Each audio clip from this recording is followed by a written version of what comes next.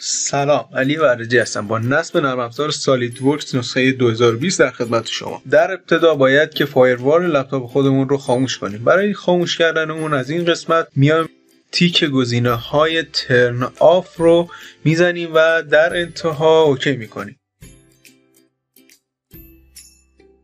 در مرحله بعد ما باید آنتی ویروس خودمون رو هم غیر فعال کنیم. با سرچ کردن آنتی ویروسمون رفتن به قسمت ستاپ آنتی ویروس و زدن گزینه ریل تایم فایل سیستم پروتکشن میایم آنتی ویروس خودمون رو غیر فعال میکنیم. نسخه نت فریم ورکی که بر روی سیستم ما باید نصب باشه نسخه 3.5 هست. برای چک کردن این موضوع به کنترل پنل میریم و از قسمت پروگرامز قسمت ترم ویندوز فیچر آن اور آف میایم و نسخه فریم ورک خودمون رو نگاه میکنیم. پس از باز شدن این پنجره ما میایم تیک قسمت نت فریم ورک 3.5 رو میزنیم و اون رو به صورت مستقیم دانلود میکنیم. در مرحله بعد میبایست فایل های فشرده نرم افزار سالیدورکس رو بازشون کنیم و از قسمت Extract Here استفاده میکنیم. فایل های فشرده رو به حالت عادی برمیگردونیم. در تمام مراحل نصب باید که ارتباط اینترنت رو ما قطع نگه داریم. پس از اون با وارد شدن به پوشه نرم افزار و رفتن به قسمت کرک ما میایم و سریال های نرم افزار رو بر روی سرور خودمون کپی میکنیم.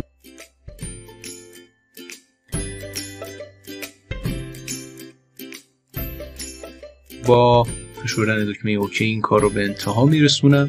در مرحله بعد پوشه سالیدورکس فلکس نت رو ما میایم داخل درایو سی خودمون کپی میکنیم.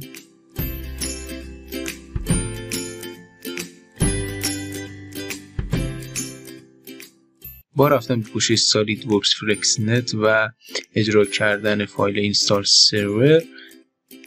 سرور نرم افزار رو برای لپتاپ خودمون نصب میکنیم.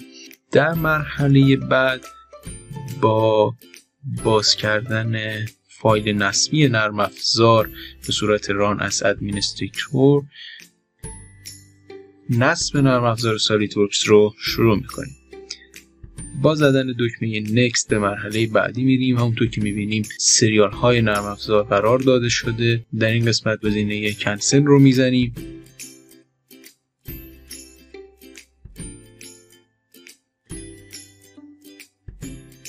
در قسمت پروداکت ما میتونیم بیایم حالتهای نصبی نرم افزار سالیدورکس رو انتخاب کنیم. حالتهایی مثل پرو، پرمیم، آفیس و استاندارد.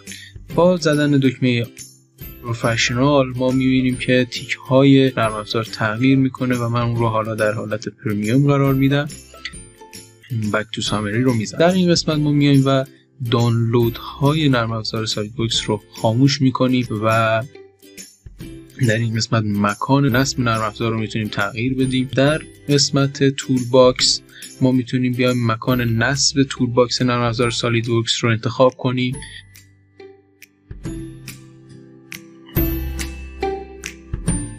در قسمت الکتریکال آپشن هم میتونیم بیایم که تنظیمات مربوط به قسمت سالیدورکس الکتریکال رو انجام بدیم. در انتها با زدن دکمه قبول قوانین ما میایم بر روی اینستال ناو کلیک میکنیم و در انتها اوکی رو میزنیم. نصب نرم افزار سالیدورکس وابسته به سیستم ما مدت زمانی طول میکشه.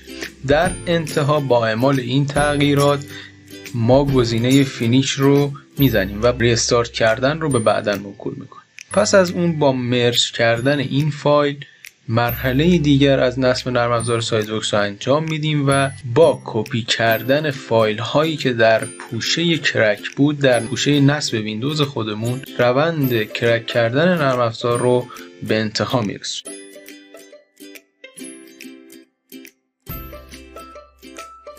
پس از این مرحله با جایگزین کردن فایل ها در پوشه ویندوز سیستم خودمون موقع اون رسیده که سیستم اون رو ریستارت کنیم.